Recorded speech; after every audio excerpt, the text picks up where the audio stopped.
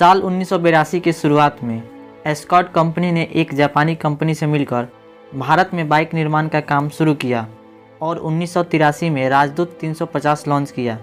इसके बाद कंपनी ने सोचा कि अब एक ऐसी बाइक बनाई जाए जो वज़न में राजदूत से भी हल्की हो और राजदूत से पावरफुल भी हो।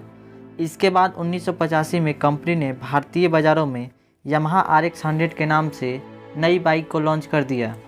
यामाहा RX 100 में ऐसा इंजन लगाया गया था जो 11 bhp के पावर और 10.39 न्यूटन मीटर का टॉर्क जनरेट करता था। यह बाइक 7 सेकंड के अंदर ही 100 किलोमीटर प्रति घंटा के रफ्तार पकड़ने में सक्षम थी। यामाहा RX 100 ने उस समय की सबसे पावरफुल मानी जाने वाली बुलेट और HD जैसी बाइक को भी पीछे छोड़ दिया था। लेकिन ऐसा क्या हुआ था जो कंपनी को इस बाइक को प्रोडक्शन को पूरी तरह से भारत में बंद करना पड़ा। आज के इस वीडियो में हम आपको यामाहा RX 100 बाइक से जुड़ी कुछ ऐसी बातें बताने वाले हैं जिसे जानकर आप चौंक जाएंगे।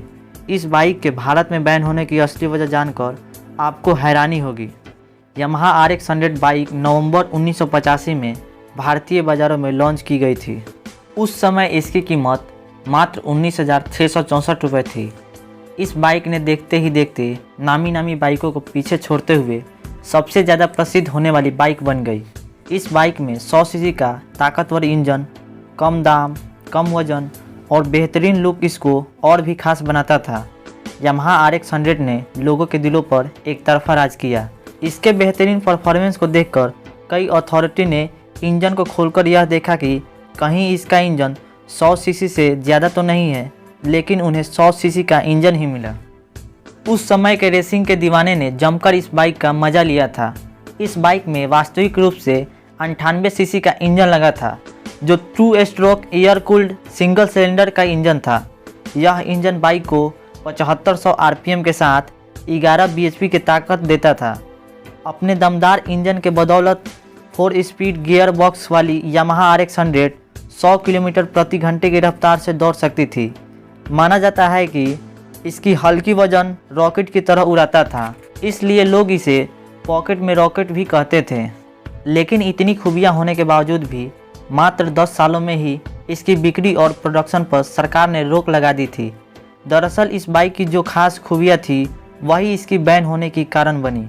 आमतौर पर बाकी बाइक को स्टार्ट करने के बाद स्पीड पकड़ने में समय लगता है, लेकिन यामाहा RX 100 स्टार्ट होने के तुरंत बाद ही 100 किलोमीटर प्रति घंटा की रफ्तार से स्पीड पकड़ने में सक्षम थी।